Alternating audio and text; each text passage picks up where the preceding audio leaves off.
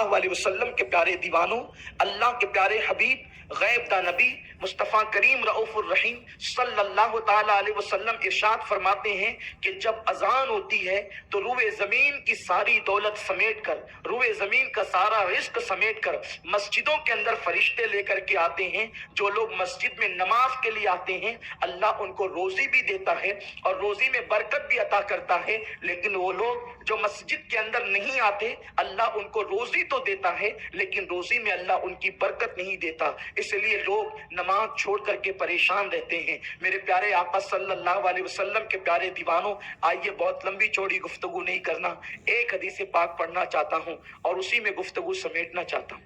اللہ کے پیارے حبیب صلی اللہ علیہ وسلم ارشاد فرماتے ہیں کہ جو شخص نماز میں سستی اور غفلت کرتا ہے اللہ اس کو 12 مصیبتوں میں گرفتار کر دیتا ہے۔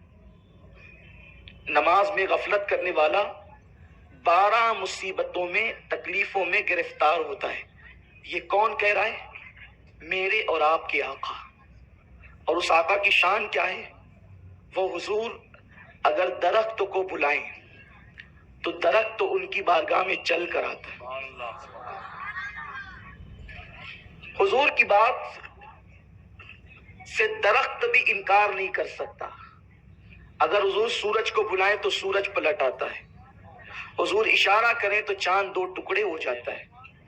وہ رسول ہاشمی فرما رہے ہیں، وہ رسول اعظم ختمی مرتبت صلی اللہ علیہ وسلم فرما رہے ہیں کہ جو لوگ نماز میں سستی کرتے ہیں، غفلت کرتے ہیں، نماز نہیں پڑھتے، اللہ ان کو 12 مصیبتوں میں گرفتار کرتا ہے۔ 3 مصیبتیں ان پہ دنیا میں آتی ہیں، 3 مصیبتیں موت کے وقت آتی ہیں، 3 مصیبتیں قبر کے اندر آئے گی اور 3 مصیبتیں ان پہ قیامت کے دن آئے گی۔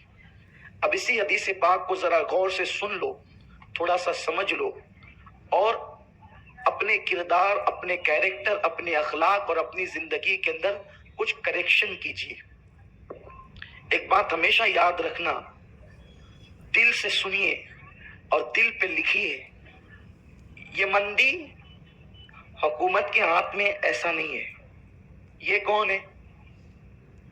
جو ہماری اور آپ کی اوٹوں کے محتاج ہو، نہ یہ ہماری جھولی خالی کر سکتے ہیں نہ ہماری جھولی بھر سکتے ہیں۔ جھولی خالی کرنے والا بھی وہ قادر و قیوم ہے اور جھولی بھرنے والا بھی وہ قادر و قیوم ہے۔ اس کو منا لو، اس کو راضی کر لو۔ اگر اللہ تبارک و تعالی راضی ہو گیا تو دنیا کہیں بھی ہوگی، کتنا بھی نقصان اٹھائے گی، ہمیں کوئی نقصان نہیں ہوگا۔ اگر وہ ہمیں فائدہ پہنچانا چاہے تو کوئی نقصان نہیں کر سکتا۔ ساری دنیا میں مندی ہوگی، ہمارا پیٹ بھرے گا، ہماری جھولی بھرے گی اگر وہ چاہے تو، کیونکہ وہ قادر ہے۔ وہ دینا چاہے تو سمندر کی تہ میں بھی وہ مخلوق کو روزی پہنچاتا ہے۔ وہ اگر دینا چاہیں، میں نے نماز جمعہ سے پہلے خطاب میں لوگوں کو بتایا کہ اگر وہ دینا چاہیں تو وہ سمندر کی تہ میں بھی رزق پہنچاتا ہے۔ ہم تو اس کے بندے انسان ہیں۔ پہلے وہ بات عرض کروں پھر آگے بڑھتا ہوں۔ لوگ سوچتے ہیں یہ روزی کا کیا، روزی کا کیا ہوگا روزی؟ وہ روزی جب سمندر کے تہ میں پہنچاتا ہے جانوروں کو، ہمیں بھول جائے گا؟ اللہ پاک نے حضرت سیدنا موسیٰ علیہ السلام کو جب موت کا ارادہ فرمایا کہ موسیٰ کو موت دینے، رب تبارک و تعالیٰ نے فرشتے کو بھیجا، ملک الموت کو بھیجا کہ جاؤ اور موسیٰ کی روح قبض کرو، کیونکہ نبیوں کو بھی موت آتی ہے لیکن ایک لمحے کے لیے آتی ہے، پھر وہ ہمیشہ کے لیے زندہ کر دی جاتی ہے۔ انبیاء کو بھی اجل آنی ہے مگر ایسی کہ فقط آنی ہے، پھر وہی موت کے بعد ان کی حیات مثل سابق وہی جسمانی ہے۔ تو لیکن نبیوں کو جو موت آتی ہے تو موت کا فرشتہ ان کی بارگاہ میں ان کو نظر آتا ہے۔ حضرت موسیٰ علیہ السلام کے پاس موت کا فرشتہ جناب اسرائیل علیہ السلام آئے اور آنے کے بعد کہا چلیے۔ کہاں چلے؟ کہا کہ میں موت کا فرشتہ ہوں۔ اور میں اچھا تو مجھے مارنے آیا ہے؟ اور جیسے ہی کہا اچھا تو مجھے مارنے آیا، آپ نے زوردار تماچا اس فرشتے کو لگا دیا۔ اللہ کے پیغمبر ہے، देखो अल्लाह वालों की शान क्या है। और मौत के फरिश्ते को तमाचा लगाते हैं, और तमाचा लगाया, आप में है हिम्मत? अरे तमाचा लगाना तो दूर की बात, अगर इजराइल का नाम बेअदबी से ले लो तो काफिर हो जाओ, लेकिन ये नबी की शान है, जोरदार तमाचा लगाया। अच्छा, नबी का तमाचा भी कितना जोरदार होता है कि तमाचा जब इजराइल के चेहरे पे लगा तो इजराइल की आंख निकल गई, एक आंख, और वो हाथ में लेके आंख पहुंचे, अल्लाह तूने तो मुझे ऐसे के पास भेजा है जो मरना ही नहीं चाहता। तो अल्लाह की रहमत ने गोया कि मुस्कुराया और इरशाद फरमाया कि इजराइल तूने क्या कहा था? मैंने कहा चलिए, तो नाराज हो गया, मुझे मार दिया। अल्लाह ने आंख अच्छी किया, कहा कि अब जाना तो अदब से जाना, अब जाना तो अदब से जाना। अल्लाह मौत को नबी के दरबार का अदब सिखा रहा है। यानी अल्लाह को ये पसंद है कि जब महबूबों के दर पे जाओ तो अदब से जाओ। और ये कौन बेअदब निकल आए जो कहते हैं कि नबियों की कोई शान ही नहीं है, नबियों का मुकाम ही नहीं है, नबी तो हमारी तरह है। अरे नादान, अगर अपनी तरह है तो क्या तू मौत को मार सकता है? मौत का नाम सुनकर मौलवी की भी हालत खराब होती है। और ये वो लोग हैं अल्लाह वाले जो मौत को तमाचा लगा रहे हैं, और अल्लाह नबी पे एतराज नहीं कर रहा है कि मैंने भेजा तुमने क्यों मारा, बल्कि अल्लाह फरमा रहे हैं कि तू अदब कर। किसका? मेरे मूसा का। अरे जब मूसा के अदब का ये हाल है तो जाने मूसा का आलम क्या होगा, सैयदुल अंबिया की शान क्या होगी, इमामुल अंबिया का मुकाम क्या होगा।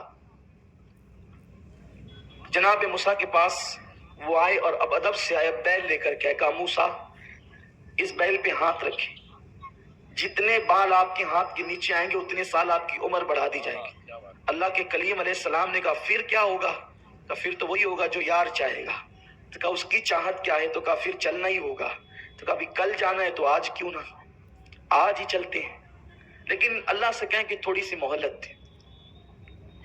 अल्लाह किसी को मोहलत नहीं देता। जब किसी की मौत का वक्त आता है तो वो किसी को मोहलत नहीं देता। ये अंबिया की शान है। तो अर्ज करते हैं, अल्लाह से अर्ज करें कि थोड़ी सी मोहलत दे, मैं अपने बेटों से मिलूं। तो जो सबसे छोटा बेटा था हज़रत मूसा अलैहि सलाम का, उसको गले लगा करके रोते, फिर छोड़ते, फिर लगाते, फिर। भाई बाप तो बाप होता है। अल्लाह ने फरमाया मूसा यार से मिलने में इतनी ताखीर, जब बुलाता था मिन जानिब तूरिल अयमन व क़र्रबनाहु नजिया, जरा मुझसे मिलने के लिए अकेले में, तो तू दौड़ा दौड़ा चला आता था। तूर पे बातें करने बुलाता तो दौड़ा दौड़ा चला आता। अरे आज तो दीदार कराने बुला रहा हूं और इतनी ताखीर क्यों है मूसा? तो अर्ज करते मौला तेरी लिका का इश्तियाक तो है, लेकिन ये छोटे बेटे की मोहब्बत पैर में जंजीर डालती है कि अब मेरे बाद मेरा ये बच्चा यतीम हो जाएगा, छोटा है सब में, इसका क्या होगा, इसकी रोजी रोटी का क्या होगा, इसके खाने पीने का क्या होगा। तो इरशाद हुआ मूसा अब तक तू ताखीर कर रहा था बेटे की वजह से, अब हम थोड़ी ताखीर करवा देते हैं और अब तुझे जरा बताते तेरे बेटे का क्या होगा। इरशाद हुआ ये जो दरिया है तेरे सामने, इस पर असा मार। हजरत मूसा ने दरिया पे असा मारा तो दरिया फट गया। जब दरिया फटा तो जैसे ही दरिया फटा उस दरिया की तह में एक छोटा सा पत्थर पड़ा हुआ था।